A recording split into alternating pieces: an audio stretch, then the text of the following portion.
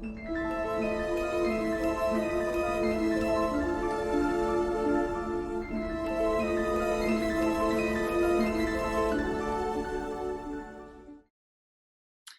everybody. Today, Simone and I are going to tap into the archetype of Gene Key 42. Welcome, Simone, again. Hi, so glad to be with y'all. So we are going to tap into the soul of the archetype of Gene Key 42, and you're going to channel that for us. If we get contact, which I think we will. We'll ask. We'll see what comes through. All right, I'd like to communicate with the soul of the archetype of Gene Key 42. Will you communicate with me? So the first thing I see is it's like the figure of first it was like a human being, but then it turned into like a Native American elder, and then there was this whoosh of energy. At first I thought it was the being and the energy, and it was like an arrow going up, shooting up, almost like to the universe. And if we could imagine that, let's say that it looks like that column of energy looks like a celestial, almost like if the stars had opened up from the sky and it had come down in a column, and so it looks like the light and the stars in the universe, and it's connecting something. And the medicine man, the native medicine man, is now walking toward me, and he's saying, don't forget the connection between heaven and earth, and that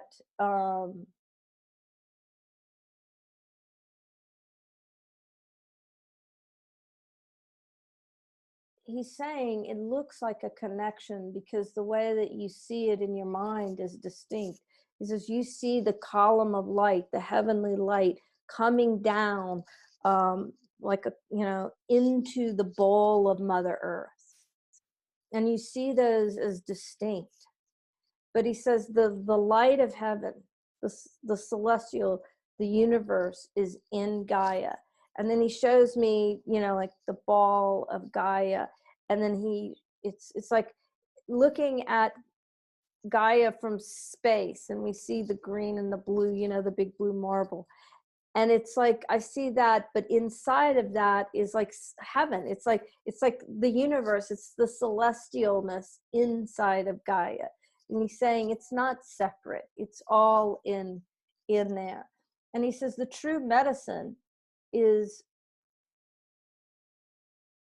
relating to the cosmos and Gaia as one, not as distinct. They're not, even though it's an optical illusion. He said, you look at those optical illusions and they look like one thing and there's something else. He says it's an optical illusion that the cosmos is separate from Gaia. And he says, when you can train your perception to understand that they are one, that the energy is together. He took like an eclipse and then eclipsed the cosmos with Gaia, just kind of, then you will truly heal inside yourselves when you can see the union of the cosmos and Gaia. And it's like we're taking a walk down a pathway that is both earth and cosmos. So I'm walking on stars and I'm walking on the ground, and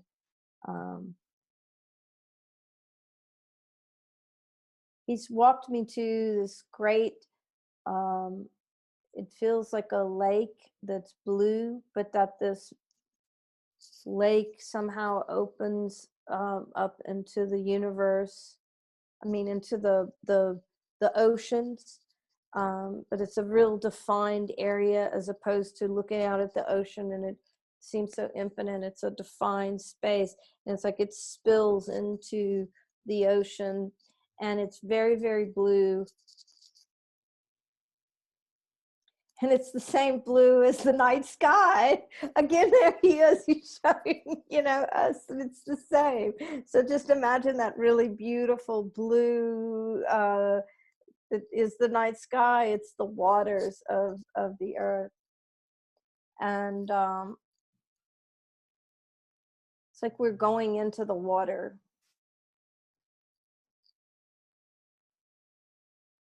And it's like when we go into the water, we're one with it. When we slide into the water, we have an experience of oneness with it. That we, in the moments where we go into the water, we can, it's not forget that we're in a body, but we can have an experience. We can feel what it's like to feel the oneness. So when I'm in the water with him, I do feel at one with Gaia and with the cosmos, with the universe. And he says, it's here. You can hear great things. You can truly, truly listen. Because in the water, it's like all the sounds, all the disturbances from the world are just gone. And what I'm truly hearing when I'm in the water with him is that I'm hearing my soul, the message, the wisdom within me.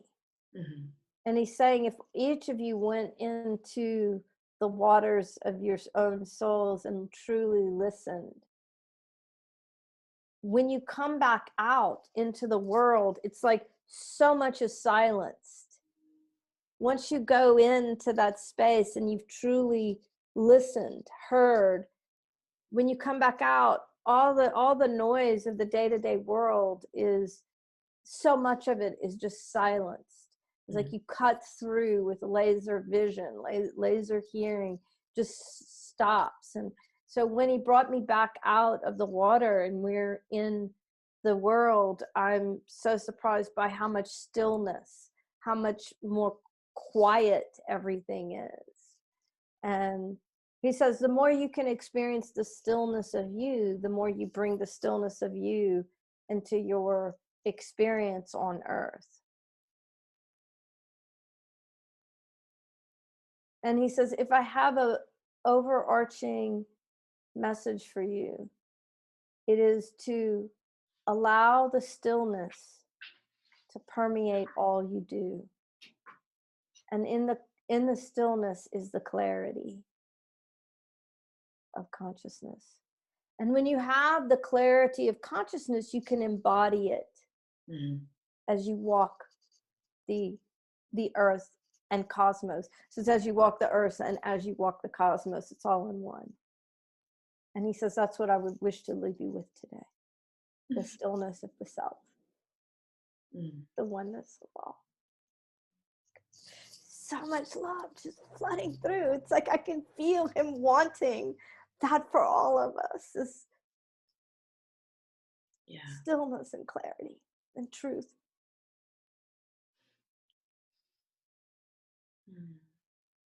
He's saying that's really his message. So if you have some questions, we can ask him. Or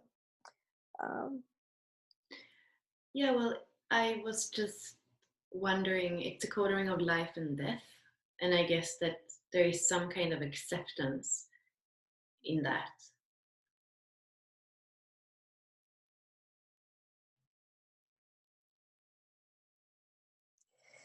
he brought me to that place that you described, and it just felt like a truth. It felt like truth. And the feeling was, it's like when you are in the vibration of truth, you just know it. So in a sense, that's acceptance, but there's also just this truth. And I have one more question. How come it feels like celebration and stillness is the same? Can he speak to that?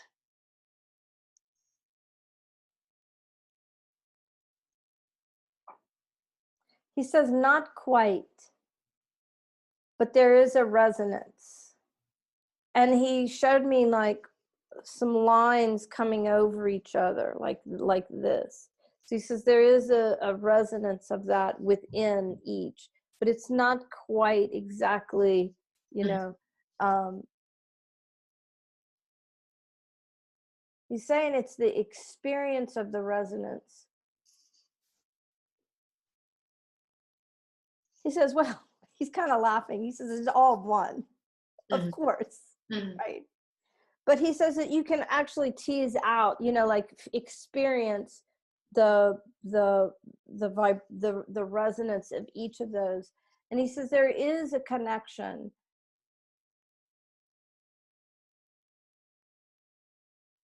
He takes me to, so imagine those two vibrations that he was bringing over each other, but then he takes me out to like the farthest reaches of you know, the infiniteness of how they go out, and then I can feel, you know, the resonances change. He wants to know why you asked that question. He says, Because I'm feeling into the explanation of the gene key where it kind of goes from detachment of expectations into this allowance of life or celebration of life. So and when, so it's more the way that the gene key is explained, it's not really stillness and clarity. It's a little bit different. It's more a detachment of expectation going into living life the way it is and dying the way it is, like, you know, a real acceptance somehow. And I was just, because it feels like clarity and stillness is a very acidic frequency, so I was wondering as human beings how we walk it here, how the best embodiment of this energy is for us as human beings, because clarity and stillness is almost like it's something that is there and it comes to us, but it's what is the embodiment of those energies, how does it look in a human life? he says that's a whole different question. He says that's the walk on the earth. He says that's the walk on the earth. And he says when you have that clarity and stillness and you walk on the earth, and that's what we're literally doing, and interestingly enough, that's what we started with. He says it's how you feel your walk on earth and how it's different in the stillness and clarity of yourself. And he says when you walk on the earth with those, you know, with yourself, you experience your walk on earth completely differently. Yeah. There is a detachment. There is and there is a celebration. And the way he's showing me that is like through literally through his moccasins, through my feet. I can feel the whole vibration of my walk on earth in a completely different way. So he says it's to take that experience and use it in your walk on earth. That's what you're getting at. Yeah. It's the lived experience through the walk on earth. And he says, what I'm trying to get you to is the truth of the walk on earth when you have that clarity of the self. It's, you know, it's just a completely different walk on earth. And I still really a walk with earth. That's another one of his points. Yeah. I'm wondering if there is a way in, like a contact, an entry into embodying this energy or inviting it in for us, because in these times clarity and stillness is what everybody's yearning for, and where many feel like that it's so impossible. So what could be a little reminder, a little practice or something, an entry point to this energy? Nature and stillness, you know, literally going into the water, going to the oceans, your streams, your lakes, being in nature. He takes me right into a treed area with birds singing. You know, he says you can find that in your cities if you walk down a tree-lined street, but be aware of it. It's like being aware of nature. Don't walk down this tree-lined street and only see the blacktop and the architecture, but be in touch with the nature around you. Take the time to go to the nature around you. He says some of you are truly blessed to live so close or actually in dynamic nature, and others of you live in cities, but there's nature there. Go to a park, go, take a drive, walk down the street and notice the birds, see the trees, have compassion and love for the nature around you, have a lived experience of the nature around you. Mm-hmm.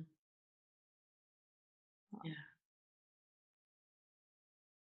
It's not being cut off from life force. Says it's the lived experience of life force through nature. Mm-hmm.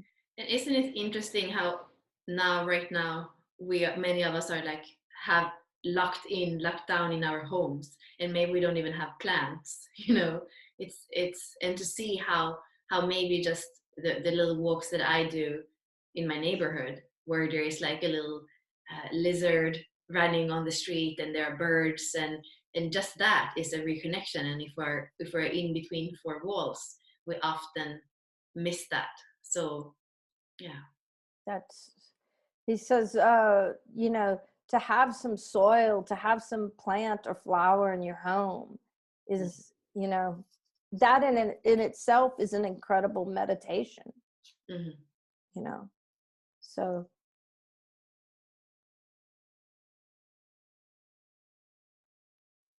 And again, he's showing me, like, if you can connect with whatever nature, it's the lizard that walks by on the sidewalk, it's the bird that flies overhead, it's and he says to notice and notice the state of the nature around you. And some of it is there to give you love, it's bursting with energy, and other trees and plants and nature would appreciate some love from you. So yeah, I feel like the cycle of life and part of being part of that dance somehow. Yeah.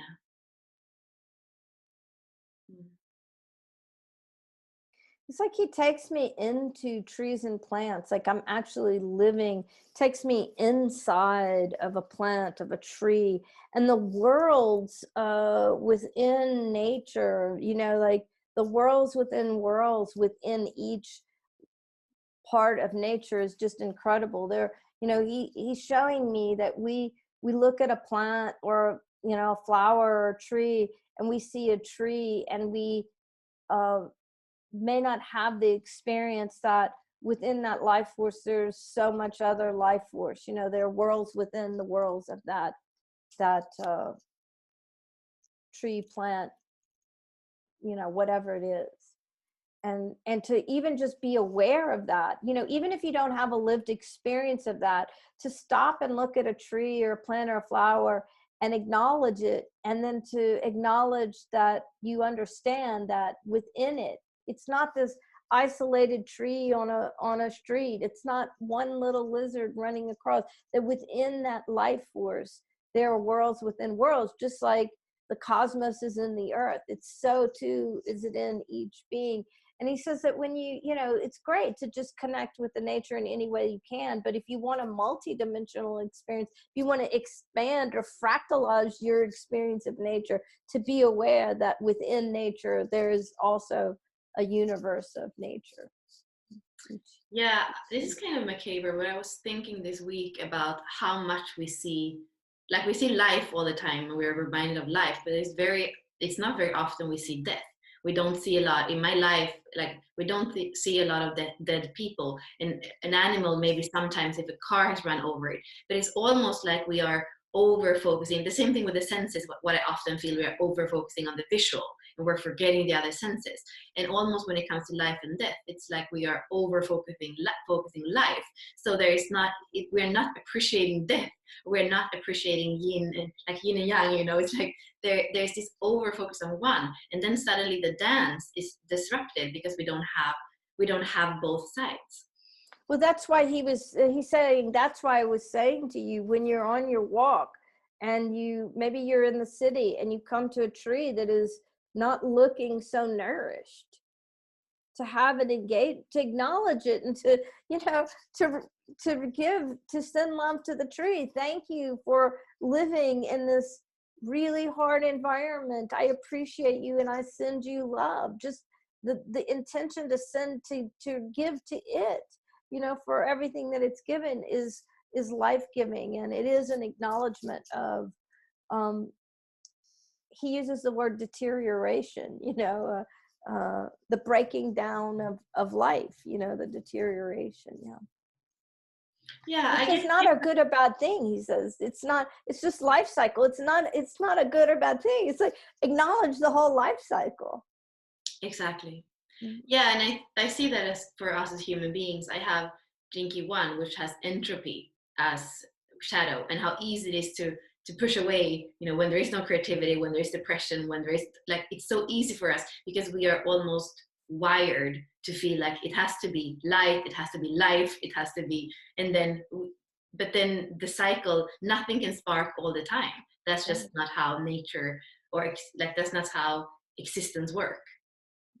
He's like, look at the beauty of a forest fire. So many of humans think, oh, it's a fire, but then look at the beauty that, you know, results after, in a forest after a fire, the Yeah. regrowth, the rebirth, the new, you know, the new cycle of life. It can be, you know, he says, some of you look at a, a, a mountain, say, that has experienced a fire, and you can see the beauty of the whole cycle of life through the chart. You know, he has me before a mountain that a fire has come down, and seeing, you know, just the trunks of the tree that are charred, but then standing there and being grateful for the fire and knowing that growth is already seeping up from the earth. Mm-hmm. And he brings my attention to, you know, when something is grass, or something is newly um, coming out of the ground, and the green of that, the green is so green that it's almost otherworldly. And he's showing me how much life there is. And even in that initial process, he says, he showed me that some people will look at that mountainside and the growth is already there, pushing through the earth, coming up. And some people will still be tied to the devastation of that, which Right. is, you know, and not accept the whole cycle of the life. Yeah, I want to tell him I'm so grateful because it became tangible. First, for me, it was difficult to tune into the humanness of it, and now I realize that it's more human than anything else. But it's just the human habit of pushing away the devastation, the deterioration, death, declination, like all these words. It's like and that is also probably why we are in panic now. And panic is the programming partner, the dilemma of the programming partner, 32. So I can feel like when we don't accept life cycles, we are off. We are off our natural cycles, and that, of course, is going. Then we are going to respond in unease and panic and those things because the body knows the truth of it. So when the mind rejects it, there is a disconnect. Yeah, and when you were talking, what he was flashing in to me was native medicine people, native tribes people, you know, and he was showing me the wrinkles of, you know, a really wizened, you know, older native peoples, and he was showing me how the people in their tribes look at each wrinkle in their face with love, and they don't see the, you know, the body changing, the deterioration from wrinkle free to, you know, older wrinkle as a bad thing. It's the place where wisdom lies, you know, and the honoring of the life cycle in native tribes. And he's tying that to connection to Gaia, that the people who are tied to nature understand that plants grow, trees grow, fires come, trees die, plants die. There's this perpetual cycle, and he's showing me how cultures that are really connected to the natural flow of life don't judge the aging Right. Yeah. in human beings, because they don't judge nature for its aging process, its life cycle process. And so then they don't transfer judgment to human beings. And Mhm. he says, um, he's showing me how he was showing me plastic faces.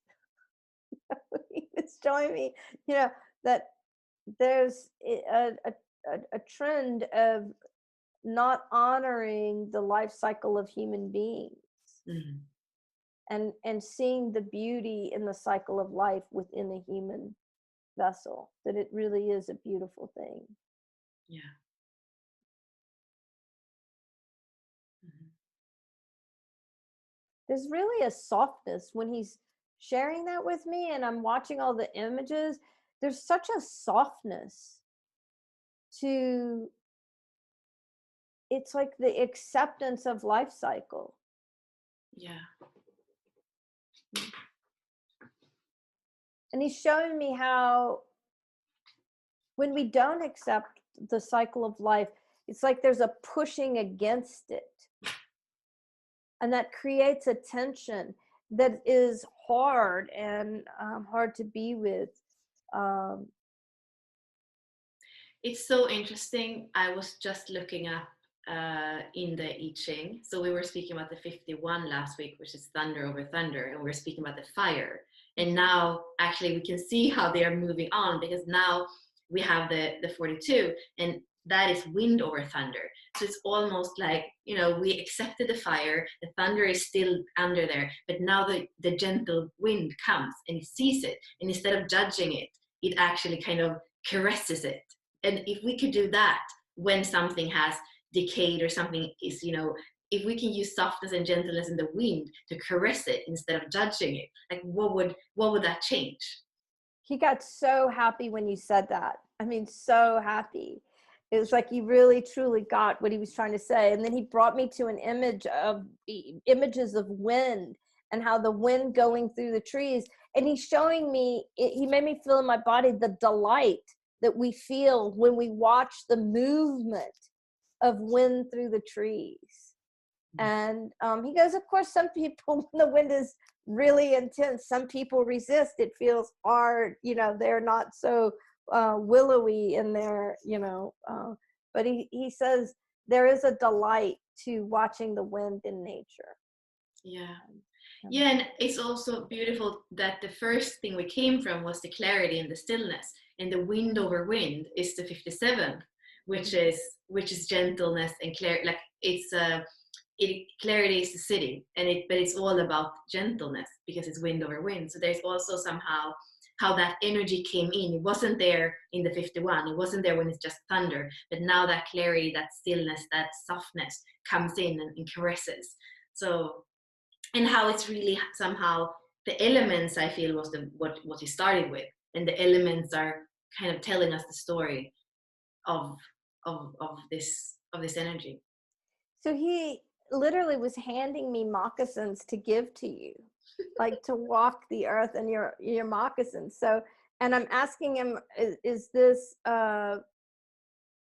Bella's, or is this for the, he, no, he says these are yours, and he's literally handing you the moccasins to walk softly, you know. And he gives some others to the universe. So I'm going to bring the it's like this big pair of moccasins, so I'm just moving them from non-physical into physical and through our um and we're now, he brought out his peace pipe, and now we're smoking his peace, he's smoking the peace, offering the peace pipe offering. Hmm. I get that the human being we think we're adaptable. So we think that we can be in the jungle and feel home, and then we come back to the city, and maybe for 2 days we feel, oh, what is happening? And then we actually don't think about it anymore because we adapt to the city. And then we think that we have adapted, but that's only when we listen to the mind and the habits. But actually the body is not that adaptable, but we have forgotten. That's what I get when I get the moccasins. I'm like, these are my shoes.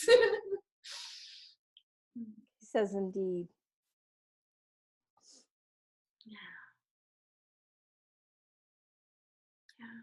Simon, do you feel there's anything else, or should we think? No, he's just smoking the peace pipe, you know, and I'm asking if this is complete. And he's just saying, I will sit here and smoke the pipe with you in celebration. Yeah. Oh, we're back to celebration. Yeah.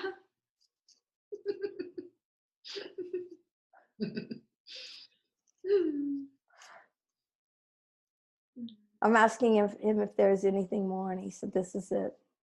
Mhm. We are complete." Thank you, both of you.